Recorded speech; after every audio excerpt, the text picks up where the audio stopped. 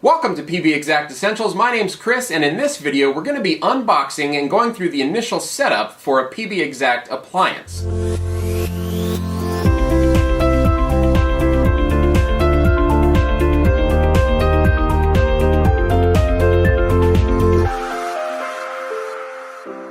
Now, the PBExact appliance that I'm working with today is the PBExact UC60, but this process is going to be very similar across all of the PBExact UC models. So let's go ahead and get started with the unboxing.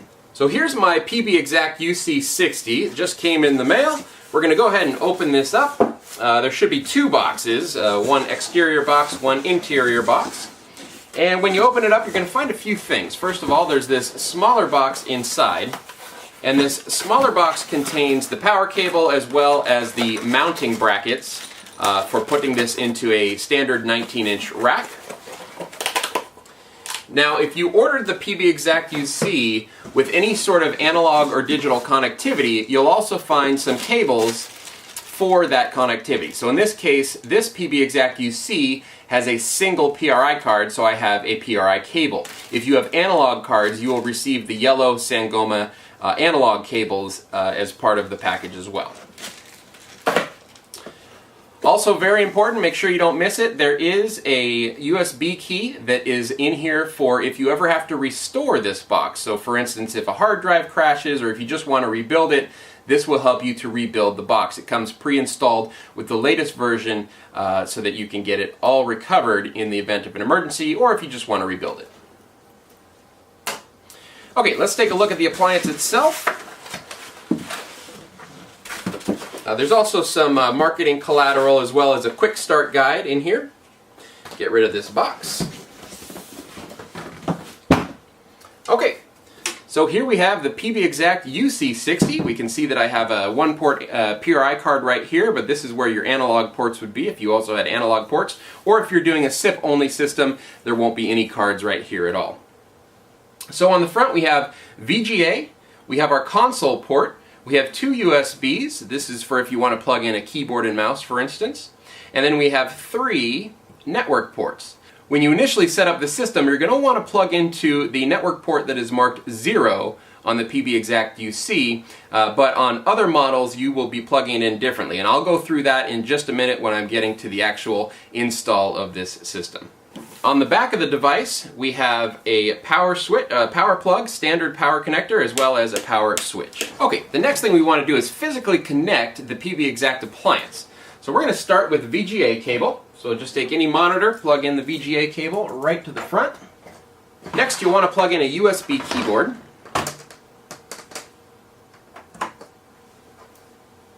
And next comes the Ethernet. Now, on the PBExact UC60, I'm going to be plugging the Ethernet cable into the Ethernet port marked 0.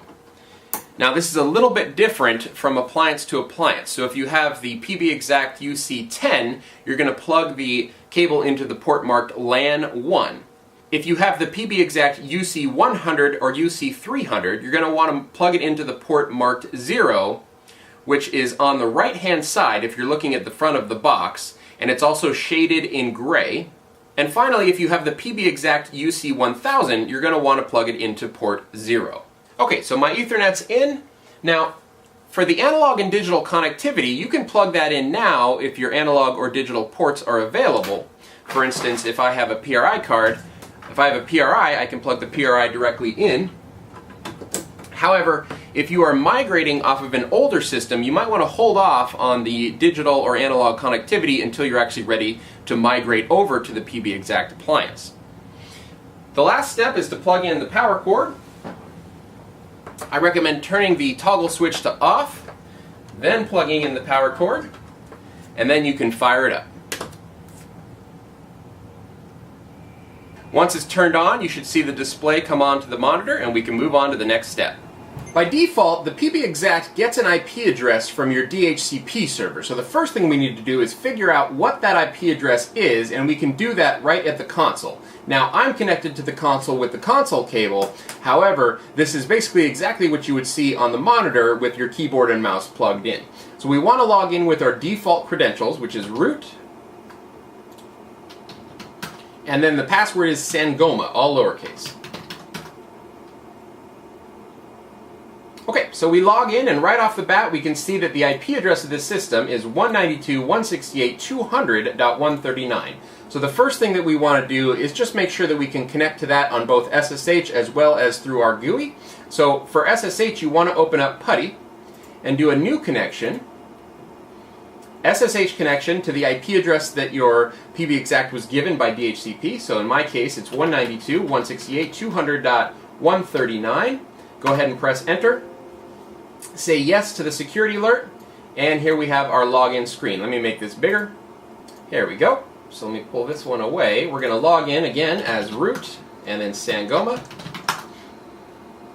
And there we are. We're connected via SSH. For the GUI, there's two different ways that you can connect. You can connect with HTTP on port 2001, or you can connect with HTTPS. So for HTTP, we do http://192.168.200.139, substitute your own IP address, :2001, and that's going to bring up our initial setup page. We can also do HTTPS ://192.168.200.139, advanced, proceed, and once again we're brought to the initial setup screen. So let's get started with the initial setup. I'm going to start with admin and give it a password. And then you're going to want to put in an email address. This is for admin notifications and whatnot.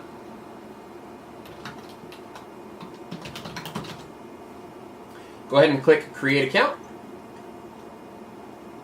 And we're brought to the PBX admin dashboard. So there's a few icons that you can see right off the bat. We've got PBX administration, we've got our user-based control panel, our operator panel, and then we've got get support. So for our purposes, we want to log in and administer the PBX. So I'm going to click on PBX administration, and I'm going to enter in the credentials that I just put in the previous screen. And click continue. So when you first log in, you get the setup wizard. The first step of the setup wizard is your time zone. Select your time zone from the list. In my case, I'm Pacific time, so America, Los Angeles is correct. And then email address, you can give your system its own email address right here. I'm just going to take the default though. We're going to say next. The next step gives us the option of entering in some extensions, so we can basically pre-populate a certain number of extensions. You can get a starting extension, so we'll say 4,000, that's fine. I'll just take the default. Extension count 60. I'm actually going to bump that down to 20. I don't quite need to create 60 extensions. And then shared email domain, if you say yes, you can basically say email domain as @company.com, whatever your company's domain is, and then when you create your users, it will assume that all of your users are basically in this same domain. If you have a PBExact installation where people's email addresses are going to be different, you probably just want to set shared email domain to no. Click next to go to the next step of the wizard. So here we have laid out in a table 20 extensions. These are the extensions that I put into the last step, or the number of extensions that I put into the last step. So we start at 4,000 and we go up to 4,019. Now from here you can put people's names and an email address and then a voicemail password, make them an administrator, yes or no, and if you already have DIDs in the system, you can select a direct dial DID that rings directly to each extension. So in my case, I'm just going to take all the defaults other than the first one here, and I'm going to go ahead and say next. The next step is another wizard to set up the Sangoma Smart Firewall. And this is a really good idea to make sure you set up properly, even if your system is behind your own corporate firewall. So the Sangoma Smart Firewall is responsive. It allows small amounts of packets to come in from unknown sources to basically scrutinize them and see if they are able to authenticate successfully. And if they do successfully authenticate, it sort of opens the floodgates and lets those packets in. And if they don't successfully authenticate, it blocks out those IP addresses for a certain amount of time. So let's go ahead and go through the wizard. On the first step, we're just going to say continue. And now we say next. And the first question is, should the client you're using be trusted? In my case, it's 192.168.200.4. That's the computer that I'm using right here. So we'll go ahead and say yes. The next step is should the network that you're in be trusted, which in my case it's 192.168.200.0/24. Basically, if I say yes here, I'm allowing any phones and devices in the 192.168.200.0/24 network to connect freely to the free PBX phone system. So basically, if you have a trusted network, go ahead and say yes. The next step says enable responsive firewall. Let's go ahead and do that as well. Yes. And now, do we want to automatically configure *IP settings? So this is going to be for your NAT settings, right? It's going to detect your external IP address, it's going to detect your internal IP address, and it's going to set NAT appropriately based on that information. We're going to go in and double check, and I'll show you where you can add additional networks if you have multiple subnets in your organization. So for now, we're just going to say yes, and move on to the next step. Okay, so thank you for installing PBExact. Now this is the SipStation free trial wizard. I'm going to skip that for now. We will get back to SipStation in a later video. And here we are brought to the basic dashboard of PBExact. So what can we do here? Extensions, configure your IVR, configure your inbound routes, music on hold, ring groups, time conditions, endpoint manager, advanced mode, or restart that wizard that we had gone through a couple steps ago. So the basic mode is good for a beginner if you're just getting used to PBExact and you want to sort of just get in here and configure a few things. This gives you most of the basic options that you need to touch in order to get the system fully operational. However, if you want to switch into advanced mode, you can do it in two places. Up here in the upper left, you can click advanced mode, or you can click advanced mode right here as one of the buttons of the basic mode interface. So we're going to go ahead and switch over to advanced mode. And here we have the PBExact dashboard. Okay, so this tells us how many trunks, how many users are online or offline. It gives us some statistics about uptime and load averages. It tells us, green and red check marks if everything is good or if there's any problems with the system. Also, if there's any system alerts such as packages that need to be updated and things like that, those will show up down here below the system overview section. And the first thing that I want to do in advanced mode is I want to give this system a static IP address in my network. So let's go ahead and go to Modules, and we're going to go to System Admin. And then in System Admin, I'm going to click on Network Settings. In Network Settings, we can see a list of all of our interfaces. In my case, I just want to modify ETH0, and right now it's set to DHCP, so I'm going to select Static instead. And I'm going to give it a static IP address of 192.168.200.30, and I'm going to keep all of the other information the same. Go ahead and save that interface. Save and apply. Since I changed the IP address of the PBExact, I now need to switch over to the other IP address, so I'm going to put that up here in my browser, and I'm going to log right back into the system.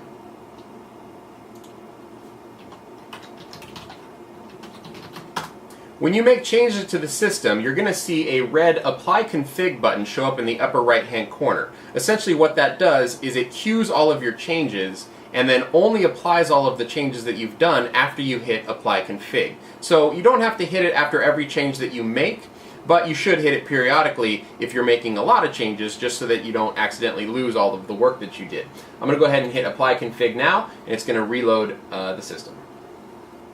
Okay, so there's just a couple of more initial steps that you want to go through when you're setting up your PBExact. The first thing you want to do is add any additional networks into your *SIP settings. So you go to Modules and *SIP settings. It's on the far right underneath the settings section. And here it should already have detected your external and internal IP address. But if you have additional networks internally, you want to click Add Local Network field and go ahead and add your additional network. So for instance, if I had 192.168.1.0/24, I would add it here and click Submit. Along those same lines, you also want to whitelist your trusted networks in the intrusion detection settings. So let's go over to Modules, System Admin, and then we're going to click on Intrusion Detection. So the intrusion detection system is a way to block out people that are trying to do brute force hacking attempts against SIP, against your SSH server, any ports that you happen to have open to the outside world. It's not a matter of if someone's going to try to penetrate your system on those ports, it's how often are they doing it, right? Because it happens all the time. So what the intrusion detection does is it allows you to set parameters for how many times someone can unsuccessfully authenticate before we block them out of the system. So we have our ban time, our max retry time, and our find time. Essentially what this means is the max retry is how many times they can fail to authenticate. So I'm going to bring that down from 8, I'm going to say 3, within our find time, which is, I'm going to put to 300 seconds or 5 minutes. Then we're going to ban them for 3,600 seconds or 1 hour. So what I'm saying here is if someone tries to authenticate unsuccessfully 3 times within 5 minutes, we're going to lock out their IP address for an hour. But there's some devices on your network, such as your local network, that maybe you have a phone that has a bad password or something and it's just going to keep trying and you don't want to lock that phone out. So we also want to whitelist our trusted networks. And our trusted networks in my case are 192.168.200.0/24 and 192.168.1.0/24. Go ahead and click Submit to save your intrusion detection settings. Finally, let's take a closer look at our firewall settings. If we go to Modules, we can find Firewall under Connectivity. So click on Firewall. And one thing that you need to know about the PBExact firewall is that it does have a safe mode. You can read about it right here, but essentially the safe mode allows you to prevent any potential screw-ups. So for instance, if you accidentally lock yourself out of the PBExact, which I've done myself, it's prone to happen. If you reboot PBExact twice within 5 minutes, the firewall is delayed from starting for 5 minutes before it actually fires up. So basically you're saying, I'm going to reboot it twice, and if I reboot it twice, I have a 5-minute window to fix any of the firewall settings to allow me to gain access once again once the firewall actually restarts, or the firewall service actually restarts. So the first thing I want to click on is over here under Zones. And I want to click on the Networks tab, because remember I have that extra network, the extra LAN network that I want to add in here. I'm going to say 192.168.1.0/24, and I'm going to click the plus button and select Trusted. So I'm basically telling the PBExact, if anyone's connecting from this subnet, go ahead and let them pass. This is a trusted network. Once that has been done, I want to click on Interfaces, and to actually enable the firewall, you want to select the external zone. So basically what you're saying here is I want to treat ETH0 as if anything outside of ETH0 is external, and I want to process firewall rules as if those devices are external. Now, anything that I have in trusted networks is still going to be trusted and it'll be allowed to flow through, but this is going to scrutinize any other traffic that tries to come in through that interface. So go ahead and hit the check mark there. And in my case, I'm not actually using ETH1 or ETH2 on this box, so just for security's sake, I'm going to reject all connections on those interfaces. So I'm going to say reject on ETH1 and hit the check mark. And reject on ETH2 and hit the check mark. Now, if you do have services that you want to open up to the outside world, you can do that under the Services section. So if you click Services, you see here's SSH. So for instance, if I wanted to open up SSH to the outside world, I'd want to make sure that external is selected here. I very highly recommend not opening SSH to the outside world if you can. Same thing with web management, user control panel. Some of these are set to external by default, but most of them are not. There's also extra services. Some of the less commonly used services are under the extra services tab. And you can also add custom services. So if there's anything custom running on here, you can create rules to open those ports up through the firewall as well. But that's about it. For now, I'm just going to go right back to the dashboard because the firewall configuration is complete. Okay, so that's it for the initial setup of the PBExact UC appliance. I hope you guys enjoyed this video, and we'll see you in the next one.